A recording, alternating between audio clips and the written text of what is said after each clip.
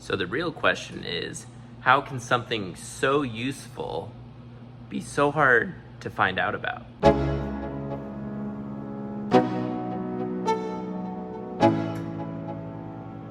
Let's go. Yeah. So my goal for this video is to share and show you guys a little bit about our direct-to-screen unit and some of the things we like, and a little bit of things that people may or may not know about when entering the world of direct-to-screen. So with direct-to-screen equipment, just like screen printing equipment, everyone has their preference. And for me personally, I believe that any of the top options out there, whether it be laser, wax, or inkjet, will far surpass any of your needs that you have for producing quality screens. The reason we personally chose the wax was, one is we do not have a enclosed climate controlled darkroom, so that eliminated the option of using an inkjet printer. Laser is about twice the cost, so that was kind of what steered us away from that. And so that left wax, and that was right in the middle. And we are super happy that we ended up going with that. And this is the Douthit wax to screen. We decided to add this in December, so we've been able to use it for about the last 6 or 7 months. And in doing so, it has been a complete game changer for our shop. But in my opinion, the detail that you will get out of this or an inkjet or laser are all going to do more than enough to provide a high quality print. Now, there's a lot of things to understand when you are diving into direct to screen. One, the cost. It can seem like a lot, and for us personally, our initial opinion was that these are overpriced for something that you don't feel is producing profits like a press. So when you compare the price of a press to the price of something that's just doing one job, that thing can spin all day generating your business revenue. Until we got this installed, up and going, it was the first day we had it, and the amount of screens we were able to produce just increased dramatically.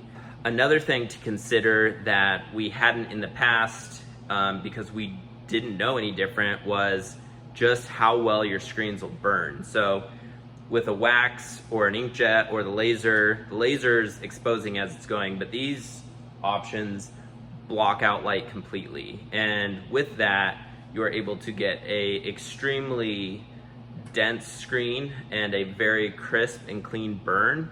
And for us, that was something that we felt like we didn't know if it was the emulsion or what we were struggling with when we were on transparencies. So the first thing is the quality of your screen. So the screen quality is going to improve drastically over film, and that wasn't something we necessarily expected, but the benefit is you are no longer chasing a window of exposure time, because the ink that is being laid down on this, the wax, is blocking out the light completely, so you're able to hit those small dots and capture all of that while burning a very solid screen. The second thing that was absolutely huge for us, and something while you're in it, you don't realize that you're chasing and losing time on certain things, is sitting waiting for our transparency printer to print out the films.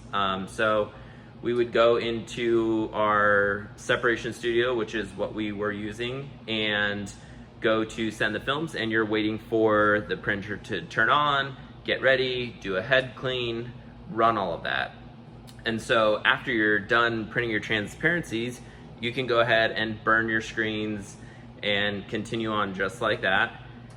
But then when you're done, you are stacking your transparencies, keeping them in a file cabinet, or however you organize them.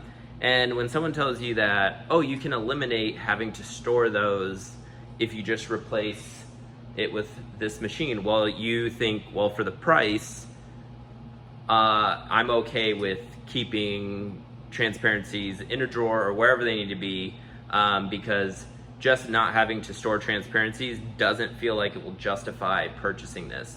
But in turn, what we realized soon as we got this, I was concerned about, hey, I'm gonna hold on to certain transparencies. We might still have to burn these if we don't have the art. This system, and this is for not only this wax, but any of the digital solutions, will force you to be extremely organized because they are able to archive the art, but the only way to get the art here is to save them correctly, number them, label them, so that you can have all of those at your disposal. And that just not only keeps you more organized, but it increases your efficiency. And that was really, really important. And something maybe not as expected as a benefit, but one of the benefits we noticed right out of the gate. And so the third benefit is time. Now, for us, time is the most valuable, and for us to have something that speeds up a process helps when you're trying to fit more production into your day. And so having this speed up and save us time, we are able to take the screens out of the cabinet, load them in place, expose them, wash them, and it's keeping like a very tight system. So once we finally got comfortable with this machine and had it up and running and in production every day, to us immediately felt like we had added an additional employee. And the part about that was hard for us as a smaller shop growing is where I was the one always coding screens, burning screens, washing them out, getting them all set up for press, because I wanted it to stay consistent and have the same person doing that so that everything would work. And I'll be the first one to say that even with our transparencies, the biggest upgrade we did was jump to the PRUs, so the pre-registration unit. They also have the tri-lock for M&R. So if you are on films and not ready to jump to this system, find the system that your manufacturer has already built for their press, because that jump for us back then was the same feeling we got when we got this. We felt like we jumped an entire next level, and for that it was just absolutely incredible. And now that we have this, which creates just insane consistency over and over again, I don't need to search for a well-experienced or super experienced screen maker to drop into this position. So if we do have employee turnover, someone moves, someone leaves, we are able to get someone new in here and train them on a piece of equipment that is gonna produce consistent results, rather than trying to get them to understand undercutting and everything else with the transparencies. So you're eliminating so many variables while having consistency. And if you're out of town, someone can hop in here and reproduce the same results. And as far as accuracy, there are a lot of people that love the 3-point system. There's others that love the pin system. And in my opinion, both will work great, and both have been proven to work great.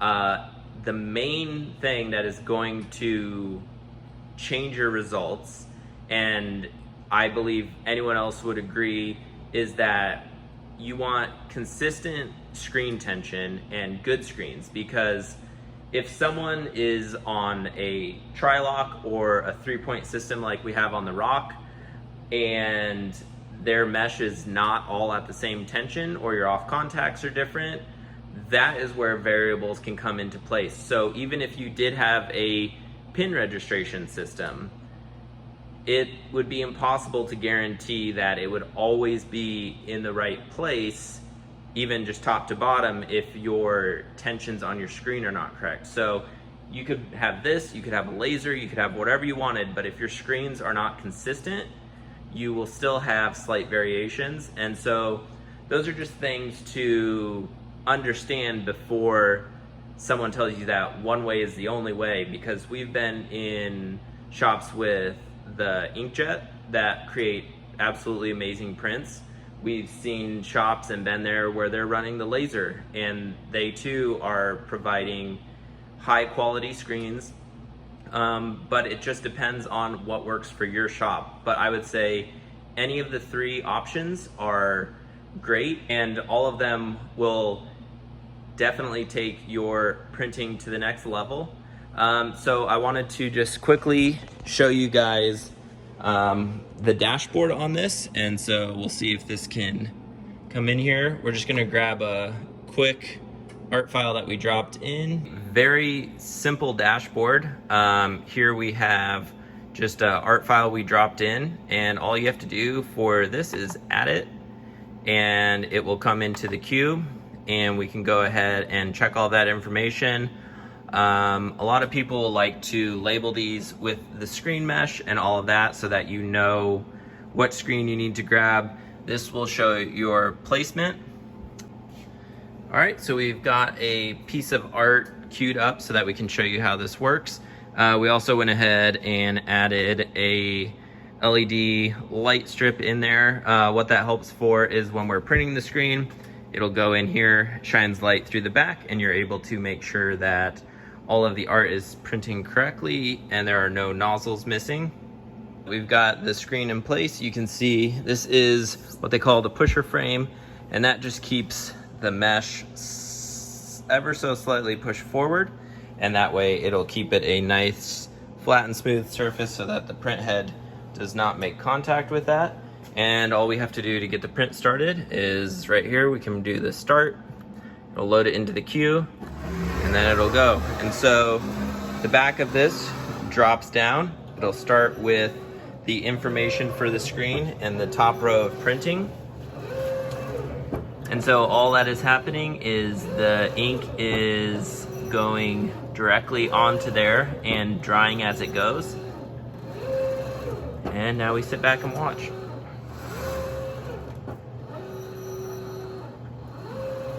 So the really cool thing about this is while it's going, we are able to either expose additional screens, wash out screens that have already been exposed, or prepare artwork that we need to get on press.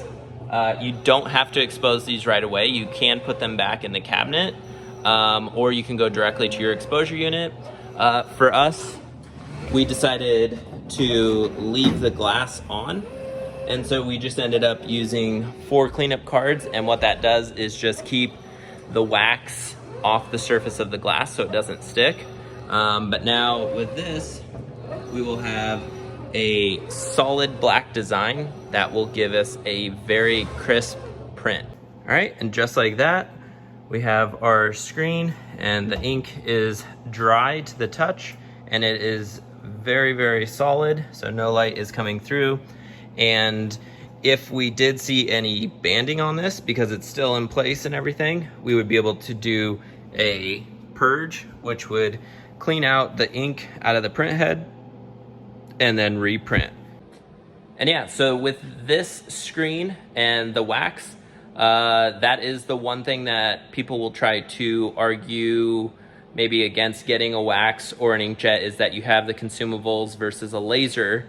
But for the additional $50,000 that you'll be spending to get a laser, you can definitely buy plenty of wax to last you a very, very long time. And if your pricing is set up correctly, all of your consumables should be built into the cost of doing business, and then that is where you create your profits after that. So just understanding your cost to make a screen. For us, we use PMI tape. It's not the cheapest tape per roll, but it makes screen setup faster. It makes detaping them much easier, and our employees enjoy using that way more than having to pick and pull at cheaper options for tape.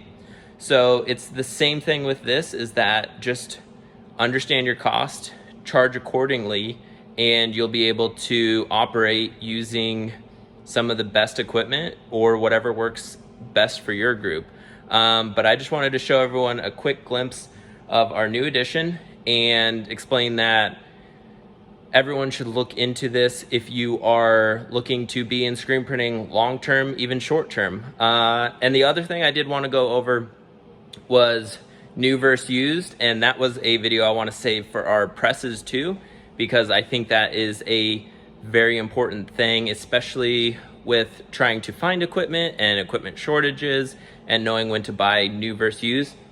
We did find a few used units of the same style. They were about 5 years old, and we noticed they were holding their value pretty well, but they all have computers hooked to them, and not just computers like our presses where it's just running a monitor and stuff. These are pretty much, this one is a Dell computer hooked to this, as well as our RIP system. And anyone who's even had an Apple laptop or anything like that knows that after 5 or 6 years, things seem to start to slow down, don't work as well.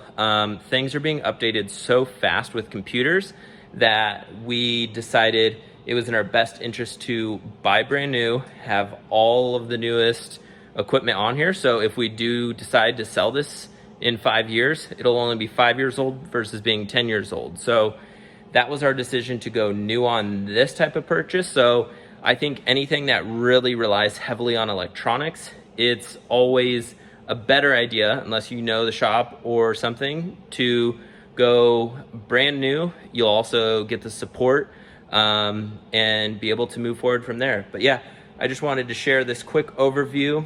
If anyone's interested, let me know and we can kind of go more in depth. I had a few people reach out in the beginning when we purchased this who have helped a ton, so I'd like to make another video kind of going over the tips and tricks on using this exact unit and what we found out from friends on it and how we made it more successful addition into our shop. So again, thanks for watching.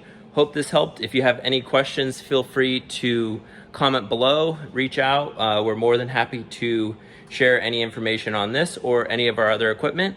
But thanks again. Don't forget to like and subscribe, and we'll see you guys later.